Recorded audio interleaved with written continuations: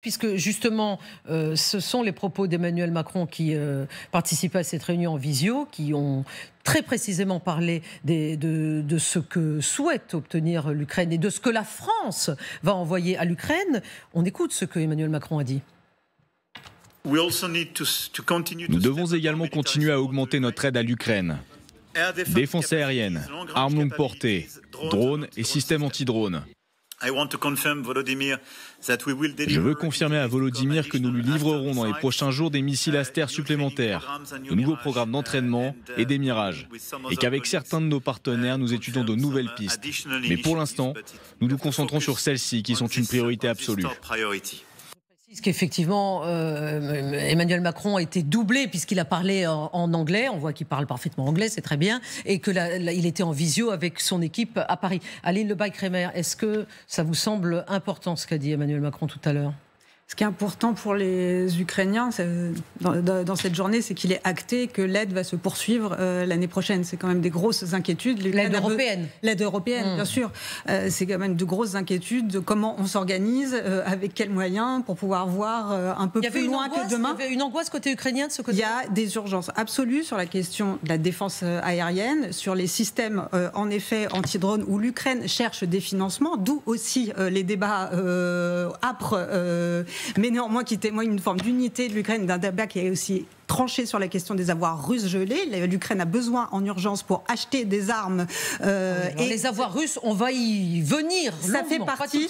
Oui, mais ça fait partie de cette séquence. Quand Emmanuel Macron parle de systèmes anti-drones, l'Ukraine a ces systèmes, a besoin de financement pour développer ces systèmes anti-drones. Ils ont une forme de solution, mais ils ont besoin de financement. Mais en effet, sur la question de la défense aérienne, c'est un point absolu et crucial. L'Ukraine subit une vague d'attaques sur ses infrastructures énergétiques en ce moment. Donc se pose aussi ce sujet-là quand même à l'approche de l'hiver, parce qu'il y a une campagne de terreur russe pour pouvoir geler et plonger dans le noir l'Ukraine à l'approche de l'hiver, mais aussi sur les pour civils. Pour le 4e hiver consécutif. Exactement. Donc la défense aérienne, le monde a été quand même ému des images qui ont circulé de cette maternelle à Kharkiv où 48 enfants ont été bombardés. Il n'y a pas de victimes de ces enfants. Mais enfin, c'est quand même des enfants qui sont traumatisés a priori pour très longtemps de Barcé-Jumas, ce qui aurait par ailleurs ému un petit peu à Washington. Donc la question de la défense aérienne, c'est l'urgence absolue de l'Ukraine. Michel Goya, pour qu'on comprenne bien, donc il s'agit de missiles Aster français. Donc c'est un système de défense antiaérienne franco-italien, c'est ça ? C'est ça, c'est ce qu'on appelle le Mamba. C'est un système. Ah, c'est ça qu'on appelle le Mamba. Oui, le système Mamba, c'est ça. C'est le système antiaérien de moyenne portée, c'est-à-dire que c'est en gros un Patriote en plus petit. Donc ça va un peu moins loin, ça va un peu moins haut, mais c'est extrêmement performant. Donc, bon, est-ce qu'on en a donné beaucoup à l'Ukraine ? Non, parce qu'on n'en a pas beaucoup en réalité. Donc on n'a pas précisé combien on en a, c'est peu. On ne précise pas parce que tout ça est secret défense, oui, bien sûr. Évidemment. Mais bon, c'est d'excellents engins. Ça sert les Aster 30, ça va servir à taper en particulier les missiles balistiques ou les missiles de croisière. Donc c'est toujours utile, mais on va pas en fournir beaucoup, quoi. De la même façon que les Mirages. Donc, et les Mirages, voilà, on va donner 3 Mirages supplémentaires déjà. C'est très bien. Ce sont des Mirages 2000-5. C'est les mêmes qu'on a déjà envoyés. J'ai oublié le nombre qui a été envoyé. Déjà 3. Il y en avait déjà 3. Et donc ça fait déjà 3 de plus. C'était prévu. Ça fait combien en tout, Aline ? Il a été promis. L'addition est simple. Voilà. 3 ont été livrés. 6 plus 3, je crois qu'on serait capable de dire que c'est 9. On va vous dire ça avant la fin. D'accord. Donc il y a sans doute 9, il y aura 9 Mirages. En réalité, c'était prévu. C'est-à-dire que globalement, nos Mirages 2000-5, en réalité, on s'en débarrasse, on les déclasse et on les donne à l'Ukraine au fur et à mesure. Donc, mais c'est très bien, ce sont d'excellents engins aussi. Donc, oui, mais enfin, on s'en débarrasse quand même. Oui, bien sûr. L'Ukraine prend. L'Ukraine prend.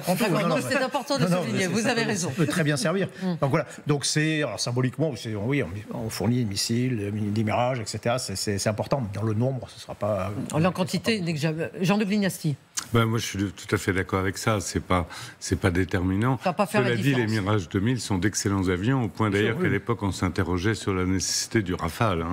C'était un très très bon avion et ça l'est toujours. Et donc, on ne peut pas dire que c'est des avions en rebut. Ah non, mais personne ne dit ça. Personne ne dit ça. Mais simplement, on n'en donne pas beaucoup. Parce qu'on n'en a pas beaucoup. Et qu'il reste quoi ? Il doit y avoir un escadron qu'on est en train de transformer sur Rafale. Et puis après. Et les Aster aussi. aussi, on n'en a pas beaucoup. Il y a quand même un effet un peu déclaratoire, il faut le dire, parce que à la réunion du groupe Rammstein, il n'y a pas eu beaucoup de résultats. Le groupe Rammstein, rappelez-nous ce que c'est, parce que même moi j'ai oublié, vous voyez. C'est un groupe qui s'est réuni il y a une semaine, qui est un groupe de coordination de l'ensemble des donateurs. Oui, Rammstein, du nom de la base américaine en Allemagne. Autrefois, c'était sur la base américaine, et maintenant, ça se fait régulièrement chez les uns ou chez les autres. Et effectivement, il n'y a pas eu beaucoup d'annonces. Alors peut-être que les annonces ont été gardées pour la réunion des volontaires, enfin la coalition des volontaires. Bon. Mais il y a une vraie inquiétude sur le financement de l'Ukraine en ce moment, c'est très clair. Oui, Vincent Crouzet, est-ce qu'on peut dire justement que les Européens sont en quête d'options pour continuer à aider financièrement l'Ukraine ? Oui, je pense qu'ils le font aussi discrètement. Tout n'est pas déclaratoire. Tout n'est pas. Vous voulez dire qu'on ne sait pas tout ? Voilà, on ne sait pas tout. C'est pas ce qui il n'y a pas que ce qui s'est passé. Peut-être aujourd'hui, bien sûr. Ouais, moi je trouve que ce qui est bien, c'est assez complet, parce qu'à la fois on a les sanctions économiques et financières, on a de l'apport de matériel militaire quand même qui est assez efficace. Pour revenir sur les Mirage 2000, ce qui est aussi positif, c'est que les pilotes, il y a une douzaine ou une vingtaine de pilotes ukrainiens qui sont déjà formés au Mirage 2000, donc qui vont tout de suite trouver preneur sur les sièges des avions de combat, et ils seront opérationnels très vite. Ça, c'est un avantage considérable. Revenons avec précision sur justement ce que l'Ukraine veut, ce qu'on lui donne, ce qu'elle fabrique elle-même. Alors, ce que l'Ukraine veut, là, plus récemment, ce sont les Taurus allemands, on le voit sur ce tableau, et les Tomahawk américains. Que pour le moment, on ne donne ni l'un ni l'autre. Not yet. Ce qu'on donne à l'Ukraine, ce sont les Scalp français et les Storm Shadow britanniques. Et enfin, ce qu'elle produit en quantité de plus en plus importante, ce sont les Flamingo et les Neptune. Michel Goya, donc ça, c'est Taurus allemand. Ça fait quand même très longtemps qu'on en parle. Et ça fait très longtemps que ça bloque. Mais qu'est-ce qui bloque ? C'est simplement politiquement, l'Allemagne ne veut pas ?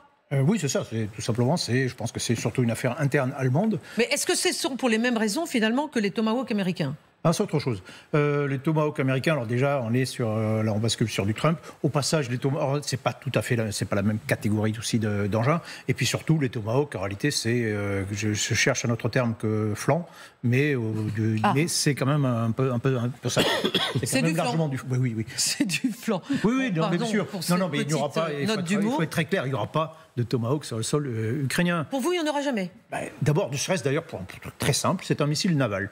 Oui, mais alors, un missile naval, vous nous avez appris ça. J'ai beaucoup appris, d'ailleurs, en vous écoutant, Michel Goya, à vos côtés. Mais un missile naval, ça peut tout à fait servir terre-terre. Oui. Ou est-ce que je suis en train de dire une énormité ? Non, mais ça se fait pas comme ça. Hein. Vous avez des batteries de tir depuis le sol qui sont très récentes. Les Américains en ont, mais ils en ont trois batteries qui permettent de tirer le Tomahawk depuis le sol. D'accord. Pour l'US Army et les Marines. Mais c'est très peu en fait. Et il ne faut surtout pas les lâcher. Donc le Tomahawk, il se tire depuis des frégates ou des sous-marins. Les Ukrainiens, le Tomahawk, c'est pour le tirer depuis le sol qu'ils le souhaiteraient. Donc ça pose un problème supplémentaire. Il y a un problème technique supplémentaire. Il y a des tas de problèmes politiques. Il y a des problèmes. Ce sera un missile qui devrait être exporté. Donc, alors, ça passe par les contrats d'exportation, etc. Donc, même si dans l'extraordinaire, on disait, OK, on va vous vendre des Tomahawk qui ne seraient pas là avant et opérationnels avant fin 2026, certainement. Donc, on est sur du bluff. On est sur la magie. Le reste, c'est des trucs qui sont déjà sur place, des trucs ukrainiens. Et accessoirement, ce qui est intéressant, c'est que les Ukrainiens, développent maintenant le Flamingo, le Neptune, qui est un excellent missile, qui va aussi loin que le Tomahawk, sinon plus, qui porte 2 fois plus de charge, qui est moins précis, qui est peut-être plus vulnérable, mais surtout qui est infiniment moins cher et que vous pouvez produire peut-être en grande quantité. Et ça peut changer la donne. Aline Lebas-Kramer, je vous voyais ne pas être tout à fait d'accord sur la différence, les Tomahawk, les Taurus. Peut-être apporter tout petit... Juste un point, le Neptune, c'est un missile naval. Le Neptune, oui. Mais à courte portée et qui a été adapté par les Ukrainiens pour le tir au sol. Oui. Sur la question du bluff, ce qu'il y a autour de oui ou non, est-ce que les Tomahawks iront en Ukraine, c'est que le débat est ouvert à Washington, donc ça sert aussi d'incroyable levier et de pression politique sur Moscou. Parce qu'il faut voir avec le temps record qu'il a fallu au Kremlin pour se jeter sur le téléphone et appeler Washington. Tout de suite, donc il y a une dimension extrêmement politique. Parce enfin, se jeter sur le téléphone et faire des déclarations, c'est plus facile qu'agir. En tout cas, mais c'est déjà pas mal. Pour préciser la notion de bluff, ce qui se passe autour de ce missile à Washington, ce sont des menaces qui sont envoyées directement au Kremlin et qui sont reçues au Kremlin. Quand on prononce... Et perçues comme des menaces. Voilà, c'est-à-dire qu'à Washington, ils ne disent pas non plus, en tout cas il y a des forces qui s'opposent, mais il y a des forces qui sont d'accord, oui, techniquement, on peut aussi très bien envoyer des missiles en Ukraine. Et quand c'est dit sur l'espace informationnel, sur le champ politique, en fait, ça a une force politique assez phénoménale. Jean de Glias, si vous vouliez ajouter quelque chose. Deux arguments qui ont été utilisés en fait par Trump pour ne pas donner les Tomahawks. Le premier, il est technique, c'est-à-dire qu'ils en ont pas beaucoup. Il n'est pas rentré dans les détails. Effectivement, c'est un missile. Voilà, mais lui aussi, il dit on n'en a pas beaucoup. Enfin, tout le monde dit ça. Hein. Ils en ont beaucoup. J'ai jamais entendu un homme politique dire on en a tellement qu'on vous en donne à profusion. Non, ça n'existe pas. Mais le deuxième, il est plus significatif. L'argument qu'il a utilisé, c'est je suis en négociation avec Poutine, et donc je ne vais pas mettre le paquet maintenant, et on dose, et c'est ça ce qu'il voulait dire. Donc il estime qu'en tant que négociateur, entre guillemets, médiateur... Vous êtes en train de nous dire, Jean de Glignasti, ou seriez-vous en train de nous dire, permettez-moi de vous poser la question, que vous estimez que Donald Trump est un fin négociateur ? Ben écoutez, en tout cas, je ne dirais pas nécessairement qu'il soit un mauvais négociateur. Il a une méthode qui nous brutalise, qui nous heurte. Mais enfin, il a quand même obtenu quelque chose à Gaza, qu'on le veuille ou non, et il a quand même quelques résultats à son actif. C'est pas la méthode européenne, c'est même très brutal, c'est même violent parfois. Mais en gros, vous voulez dire qu'il peut arriver parfois, enfin à Gaza, pour le moment, oui, enfin effectivement, eh ben, ça marche à peu près. Le cessez-le-feu, en tout cas. Voilà, il faut reconnaître que de temps en temps, il a une marge de manœuvre de négociateur qu'il utilise. Je sais que Samantha de Bender n'est pas tout à fait d'accord. Je sais. En fait, je n'allais pas m'exprimer sur Donald Trump, j'allais m'exprimer sur l'interrogation que l'on peut légitimement avoir sur ces Tomahawks. Est-ce qu'il y avait à un moment donné une vraie possibilité qu'ils soient livrés à l'Ukraine ? Puisque je rappelle quand même que malgré le signalement politique dont Aline a parlé, avec lequel je suis entièrement d'accord, il y a aussi une visite à très haut niveau d'Ukrainiens aux usines américaines qui fabriquent les Tomahawks. Pourquoi est-ce qu'ils sont allés voir ces usines s'il n'y avait absolument aucune discussion réelle sur l'idée d'une livraison réelle ? Quant au... Je ne vais pas parler de la négociation de Donald Trump, je vais parler de ce changement d'humeur. Quand on voit Donald Trump qui un jour dit la Russie est un papier de tigre et puis l'Ukraine pourra reconquérir tous ses territoires et même aller plus loin. Le lendemain, il dit tout à fait le contraire. Après, il change d'avis de nouveau. Vous savez, la presse russe a sorti ce matin un tableau avec en rouge toutes les déclarations de Trump qui sont contre la Russie et en vert toutes les déclarations qui sont pour la Russie. Ils ont montré ça, c'est à titre informatif, mais c'est aussi pour dire voilà, maintenant on attend ce que ce sera la case rouge ou la case verte qui s'allumera à la prochaine prononciation de Trump. Mais je crois que les États-Unis ont vraiment pensé à livrer ses armes, que Donald Trump a donné plein d'excuses. Oui, enfin, penser, ils ne l'ont pas fait. Hein. Une excuse qu'il a aussi donnée, c'est que de toute façon, il faudra tellement longtemps pour que les Ukrainiens s'entraînent à les utiliser que ce ne sera pas utilisable avant. Vincent Crouzet. Ouais, alors, moi, pour rebondir un peu sur ce que dit Samantha... Sam, oui, parce qu'effectivement, vous aurez noté, téléspectatrices et téléspectateurs, que nous appelons Samantha Sam entre nous. Mais ce que je voulais dire, c'est que celui qui a le mieux négocié dans cette histoire de Tomahawk, c'est Zelensky. Parce que souvent, dans une négociation, quand on demande quelque chose, on convoite autre chose. Il savait très bien, il était pragmatique. D'ailleurs, il l'a dit en arrivant à Washington, qu'il était réaliste et que de toute manière, il savait qu'il y aurait très peu de chances d'obtenir ces Tomahawks. Et il a obtenu finalement ce qu'il souhaitait. Les sanctions sur Rosneft et Lukoil. Alors, magnifique, vous me donnez une très belle transition, voilà, puisque hier, pour la première fois, merci Vincent Crouzet, l'administration Trump a osé des sanctions envers le régime russe. Depuis des mois, on attendait que Donald Trump se saisisse de cette arme au sens figuré. Il l'a enfin fait, mettant effectivement 2 compagnies russes, Rosneft et Lukoil, sur la liste noire, c'est-à-dire gelant leurs actifs aux États-Unis et plus précisément les empêchant de commercer en dollars. Vladimir Poutine, effectivement, a réagi plutôt très vite, alors que d'habitude, il prend son temps. Et Aline Lebas-Crémer a raison, c'est un signe de fébrilité. Voici ce qu'il a dit sur ces sanctions. Oui, elles sont graves pour nous et elles auront certaines conséquences, mais elles n'auront pas d'impact significatif sur notre santé économique. Jean de Glignassi, elles auront, alors là il est très diplomatique, quelques conséquences, mais pas un impact significatif.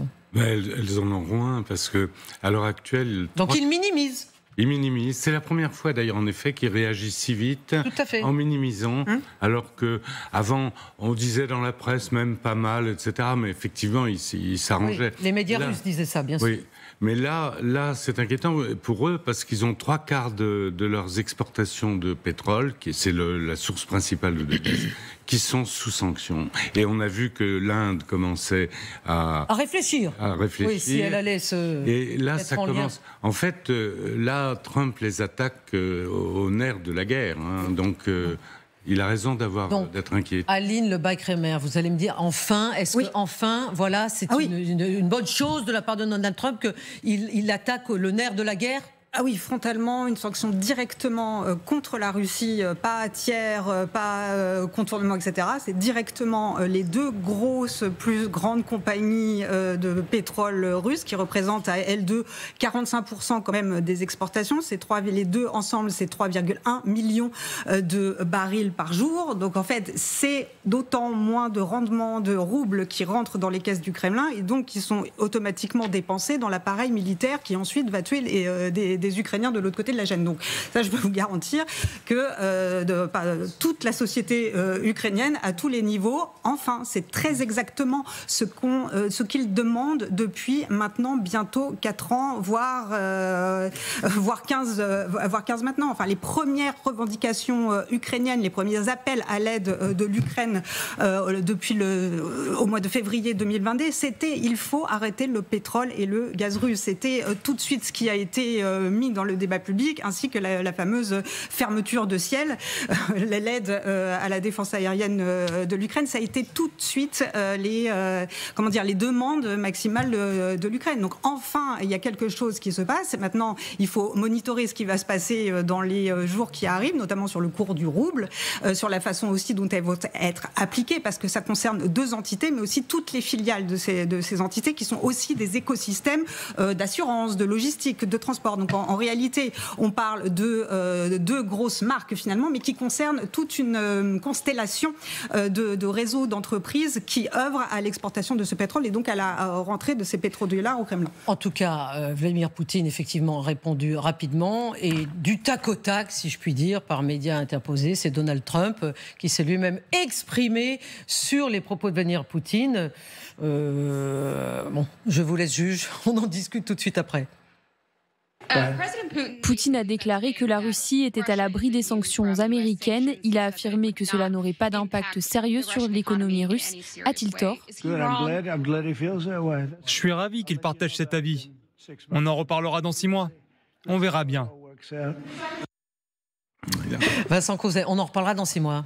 Il faudrait qu'on en reparle beaucoup plus vite, parce que ce qui m'inquiète un peu, c'est qu'il faut que les sanctions effectives, elles soient immédiates, parce que là, on parle du 21 novembre, maintenant on parle de décembre, c'est-à-dire qu'on va laisser le système s'organiser comme d'habitude, alors que l'OFAC, vous savez, l'OFAC, c'est un système qui permet en 1 heure ou 2 de bloquer tous les mouvements bancaires des entités dont parlait Aline, surtout sur les sanctions secondaires, qui pourraient toucher les banques chinoises, indiennes, turques, qui s'occupent du financement de ce type de marchandises. C'est très important comme sanction.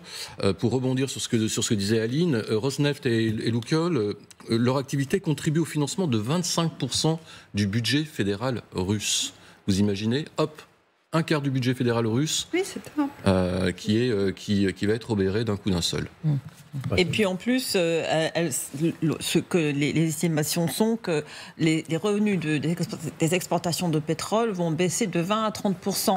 C'est aussi énorme. Mais ce qui va être intéressant, c'est non seulement quand est-ce qu'elles vont être mises en application, mais est-ce qu'il va aussi surveiller leur application et est-ce qu'il va y avoir des sanctions secondaires contre les entités qui ne respectent pas ces sanctions, y compris en Union européenne, parce que je rappelle que Lukoil n'est pas sanctionné dans l'Union européenne, que la Hongrie et la Slovaquie reçoivent leur pétrole via des oléoducs qui sont donc contrôlés par Lukoil. Et qu'on va voir si Donald Trump va peut-être s'en prendre à son ami Orban, qui a déjà annoncé qu'il allait contourner au passage. Bien sûr, c'est une forme de défi. Donc ça va être intéressant de voir comment ces sanctions vont être appliquées et renforcées.